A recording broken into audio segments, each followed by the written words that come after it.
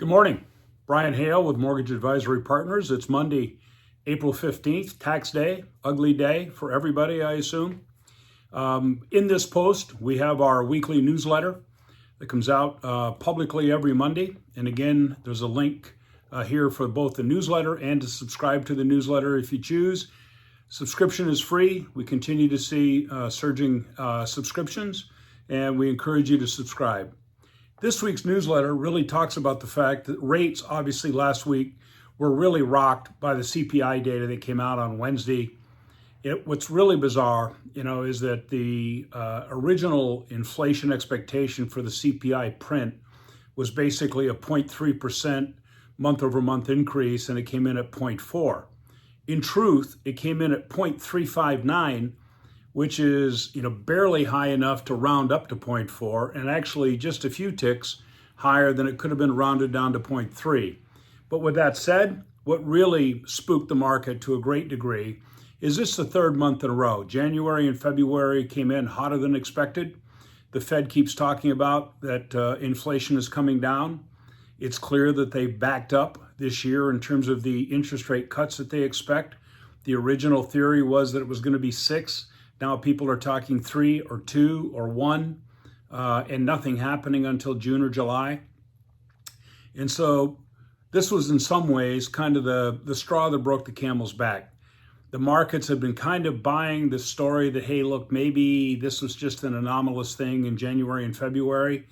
But 3 months in a row where CPI particularly came in hotter than expected, proved too much for the market.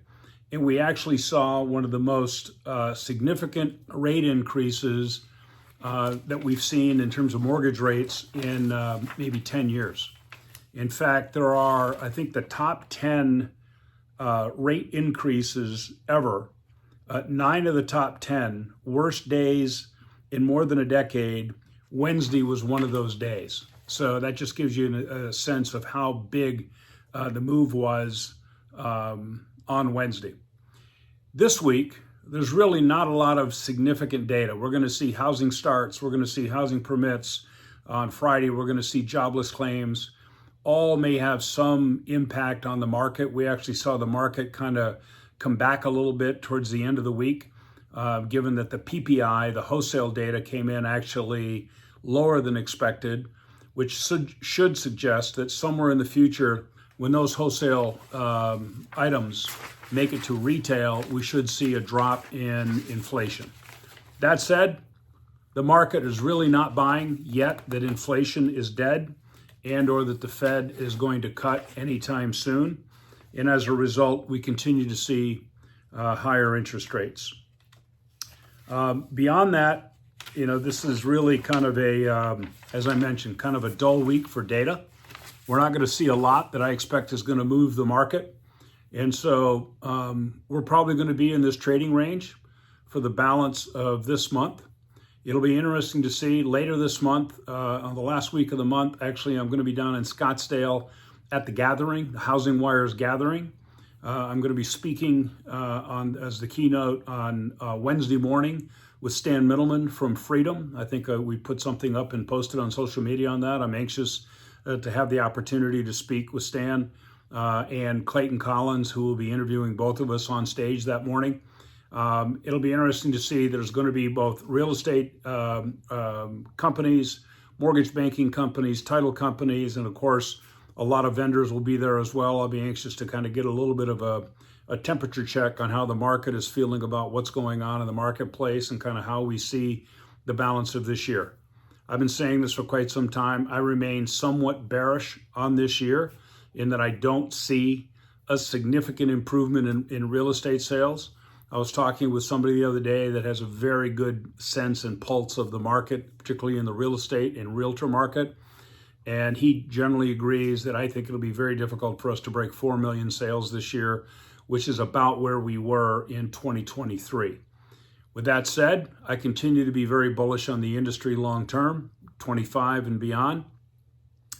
And companies that are focused on preparing themselves for this year and into next year by reducing cost, managing productivity, focusing on outstanding sales productivity and activities that lead to good sales performance and sales behavior, I think we'll do well through the course of this year. You're going to end up with less competition by the end of this year. As some of you know, I'm also involved in some M&A transactions. I have 4 of them underway currently. I continue to see material consolidation in the business. And for those who are long-term professionals in this business, I think as we round the corner into the second half of 24 and into 25, the market will be somewhat healthier. I think we will begin to see somewhat lower rates, and there'll be less competition. So encourage you to hang in there. I mentioned over the last couple of posts that we have some exciting news that we intend to announce here in the next couple of weeks. You'll see it both out in the press as well as being announced on this site and other sites, something known as the Weekly Roadmap. So watch this site for it, the Weekly Roadmap. We're going to be articulating what that is and the opportunity for you to participate.